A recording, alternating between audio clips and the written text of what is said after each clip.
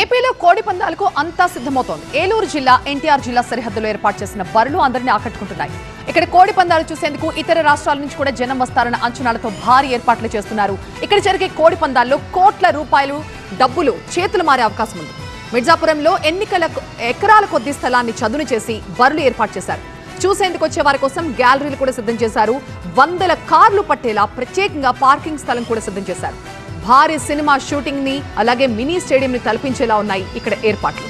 JEE aspirants కోసం mini JEE mock test జరగబోతోంది. తెలుగు రాష్ట్రాలకు చెందిన అందరూ జనవరి 11న ఈ మినీ జేఈఈ మాక్ టెస్ట్ కి రిజిస్టర్ చేసుకోండి. ఈసారి సంక్రాంతికి కోడి పందాల బరులు ఏర్పాటు చేయాలా వద్దా అన్న డైలమా ఉన్నా కూడా కొంతమంది ధైర్యం చేసేసి అన్ని రెడీ చేశారు. లక్షలు ఖర్చు పెట్టి బరులు ఏర్పాటు చేస్తే కొంతమంది స్వార్థంతో తమని బ్లాక్మెయిల్ చేస్తున్నారన్న మాట కూడా వాళ్ళ నుంచి వినిపిస్తోంది.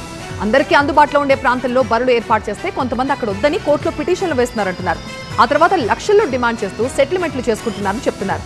వాళ్ళు అడిగిన సెటిల్మెంట్ అమౌంట్ సెటిల్ చేసిన తర్వాత కోర్టులో వేసిన పిటిషన్ ని వెనక్కి తీసుకుంటున్నారని వివరిస్తున్నారు.